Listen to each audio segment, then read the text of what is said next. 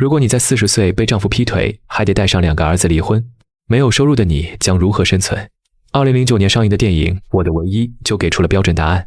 相较于很多女人在婚姻中蹉跎了几十年才有了出走的决心，而安娜做下这个决定却不到1分钟。Please, don't get up. This isn't what it looks like. 面对丈夫的背叛，她没有像寻常主妇那样破口大骂小三，反而在路过时顺手帮她拉上裙子的拉链。You know, you really shouldn't wear this color. Makes you look like a tramp. What am I saying? You are a tramp. 她保持着最端庄的仪态，迅速收拾好自己的行李。而丈夫也如大多数出轨男一样，以为只要立马认错求原谅，没有经济能力的妻子就会假装一切无事发生。但安娜并没有停止手下的动作，她坚持要求离婚，并且带走2个孩子。Raise them? You? Well, you don't think I'm leaving them here with the likes of you, do you? 看见妻子如此决绝，丈夫也不再挽留。Oh shit, go on then, take the damn kids. What do I care? 等电梯上来后，安娜勉强挤出一个笑容，潇洒地告别了她20年的婚姻生活。女人出走的第一件事就是去学校接走2个大儿子，然后再去银行取出多年的积蓄，花1半钱买一辆时髦的跑车。可准备出发了，小儿子乔治却表示自己不想离开。Father like this, ask any psychiatrist. A boy needs his father's influence. That is what the telephone is for. I'm not going. 可刚说完这句话不到1分钟，听见路过的女孩对车的夸赞，他立马又改了主意。The only reason why I'm giving in is because I know that we'll be back here in a week. 靠着乔治并不熟练的驾驶技术，他们还是有惊无险地到达了目的地波士顿。可在这个城市的第一晚，安娜就遇见了往日的追求者，对方也是跻身社会的上流人士。在这个女性就业不太友好的年代，安娜当下的计划就是先给自己和孩子找个依靠。她盛装打扮前去赴约，可2人才刚聊没多久，对方就说自己生意失败，需要大量资金周转。Can you lend me some money? Can I what? 75,000 would do it. Dollars? All right, 50. And I will get it back to you by the end of the month. I swear to God. It's not appropriate for you to solicit money from me. 可对方不但不觉得难堪，还提高音量大声嚷嚷。安娜只能借口去厕所补妆，等她平复好心情再出来时，却发现人不见了，桌上手包里的钱也不翼而飞。显然过惯了优渥生活的安娜，第一次见识到了人性的险恶。而更可恶的是，对方竟然连单也没买，她不得不被服务员一直纠缠。在这种尴尬的境地里，另一位绅士又接着登场了。Henry, I'll take care of that. Harlan Williams. We met at Julie Harper's Christmas party last year. Yes, of course, Harlan. 没有太多的过程，看对眼的2人迅速订了婚。可在后续的相处中，上校的种种缺点也表露了出来。他总喜欢在吃饭的时候高谈阔论自己的政治意见，原本这点小毛病也能够忍受，可小儿子交头接耳的举动让他神圣的尊严倍感冒犯。晚上上校独自找到了小儿子，开启了他的服从性测试。他把他们比作狗群，而他就是领头的一只。上校宣示着在这个新家的领导地位。想到母亲刚维系好的稳定生活，乔治不得不表现出自己的服从。Woof. Sir. 婚礼前夕，安娜带着2个儿子准备婚礼布置的采买，可在电梯上与一群残疾儿童擦肩而过时，他们瞬间同情心泛滥。2儿子提议将办婚礼的钱都捐给他们，母亲嘴上说着不太好，可一转眼还是把钱给捐了，这引得上校极大的不满。 The pearl necklace I gave you, give it to me. Why? I'm returning it for the money you owe me. Give it to me. I will not. Give me that goddamn necklace! 上校突然暴起，直至将安娜追赶到楼下。看见母亲被威胁，儿子冲过去将上校抱住，却被一下子掀翻在地。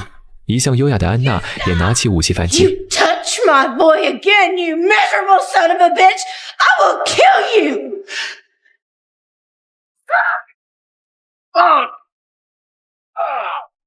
安娜又带着儿子踏上了漂泊的旅程，可她依旧不放弃寻找下一个伴侣的想法。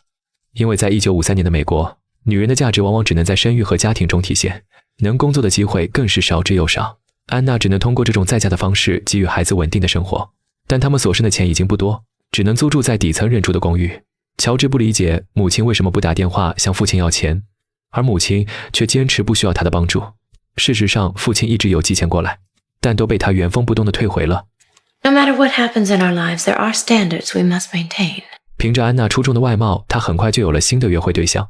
可没想到第一次见面，对方便在车上对他动手动脚。Come on, baby, don't be a prude. Oliver, no! I said stop! Just what the fuck do you think I asked you out for anyway? Conversation? Get the hell out of here.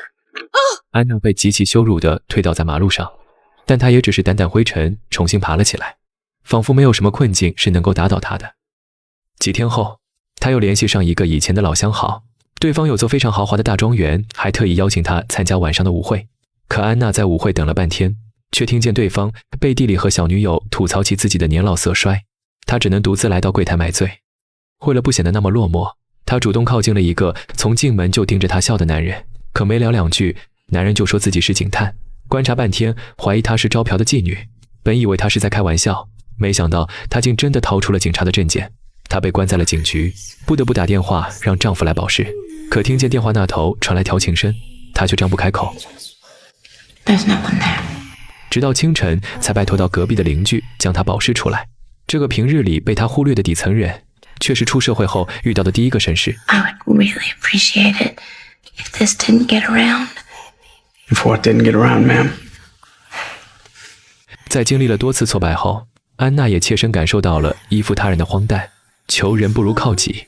她带着儿子先去投奔了姐姐家，又在餐厅找了份服务员的工作，彻底放下了往日维持的贵族形象。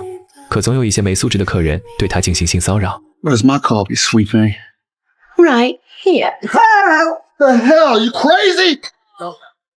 积攒已久的委屈在这一刻爆发，即使之前经历再多挫折，她也没流下过一滴眼泪，可如今却不得不向生活低头。同事过来告诉了她被解雇的消息，她也只能尴尬苦笑。 Man, all right. Raymond? Hell, it's the only time I didn't complain his coffee wasn't hot enough. 安娜重整旗鼓，这次她又去到了颜料店应聘，正巧碰见一位老妇人对颜色搭配拿不定主意。 Well, have you considered a peach? It would bring out this color in the fabric. 安娜的审美眼光很独特，在她的营销下，商铺的营业额增加了20%。原本不会雇佣女店员的老板也对安娜刮目相看，而她出众的外貌更是戳中了他的心。安娜再次被男人求婚了，她将这个好消息告诉了家人。乔治已经习以为常，只有姨妈控诉着命运的不公。上天总会眷顾像她这样的漂亮女人，但事情并没有想象般顺利。在结婚这天，店主正举杯许下忠贞的承诺，可一个陌生女人的到来打断了愉快的氛围。 Is this your sister, darling? I'm his wife. 原来店主患有精神疾病，总想着找不同女人结婚。安娜已经是第7个上当受骗的女人。为了表达歉意，他们家族拿出一笔不菲的赔偿款给安娜，可安娜却高兴不起来。这意味着她又要带着儿子过上漂泊无依的生活。晚上，她收拾好行李，准备赶往下个城市。乔治却又闹起了脾气，他过够了居无定所的生活，他要留在姨妈家。这里有他喜欢的学校和朋友，老师也认可他的写作才华。特别是在听到母亲为了施展哥哥的才华而选择去加州的好莱坞时，他瞬间感觉自己被轻视，认为母亲从来就不了解自己，于是向他发起了提问。 Here's an easy one. What's my favorite book? Huh? Tell me what my favorite book is and I'll go with you. I don't know what your favorite book is. It's Catcher in the Rye. We have a winner. And you're a lousy mother. George. 其实安娜不是不想了解儿子，不管生活如此艰难，都没想过弃他们于不顾。只是对于一个女人来说，带着2个孩子讨生活何其不易，她已经没有多余的精力去关注孩子的想法。但这一次，安娜选择尊重乔治的决定，她带着罗比重新踏上了旅程。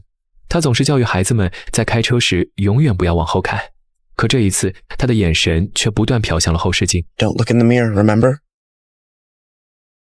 看着哥哥和母亲的离去，乔治心中开始有了后悔的想法，但怪自己话说得太绝，以至于没有了挽回的余地。但哥哥罗比还是会天天打长途电话过来，告诉他们现在靠搭顺风车赚钱。其实罗比并不算是他的亲哥哥，他是母亲和第一任丈夫所生，性格从小就比较阴柔，最喜欢的就是刺绣和表演，偶尔也会有人嘲讽他是娘娘腔，但母亲都会尽力保护着孩子的自尊。这天，他们搭载了一对人畜无害的小情侣，可车子行驶到一半，他们就劫持了安娜，并威胁罗比把全部的钱都给他。 Go get it, Pansy. Okay.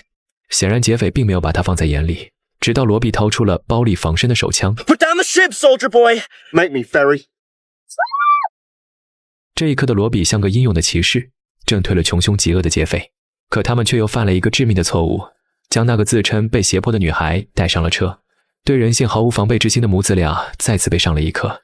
女孩趁着他们用餐的空隙，卷走了车上所有的钱，和劫匪跑路了。他们又陷入了穷困潦倒的境地。乔治听说了他们的状况，这才得知母亲在临走前怕他在姨妈家受委屈，将那笔赔偿金全留给了他。他意识到母亲虽然有很多缺点，但对他的爱却永远不会减少。相较于父亲来说，当初看见父亲的乐队来到本地巡演时，他就有偷偷前去找过他。父亲会高兴地向所有人介绍这是自己的儿子，也会大方地拿钱给他花。但当他表示想跟父亲一起回纽约时，他却以不方便照顾为由拒绝了。这导致乔治也一度认为父亲就是个混蛋，但母亲却制止他。 Don't talk like that about your father. You'll regret it one day. Your father adores you. 安娜没有因为丈夫的出轨就抹黑父亲的形象，反而列举了小时候父亲为她做的所有事。乔治怀念起母亲对他的好，带着所有的钱赶去和他们会合。当看见儿子的那一幕，安娜的嘴角忍不住上扬，可她还是故作高傲的不去看他。 Just drive. 他们一路披星戴月，终于抵达了梦之城的洛杉矶。将相伴一路的跑车卖掉后，租住在一栋有些破旧的房屋内。可这天，安娜买菜回家，竟发现前夫找到了这里。也许是阅尽各种风情后，还是安娜最符合妻子的要求。她厚着脸皮向他提出了复合。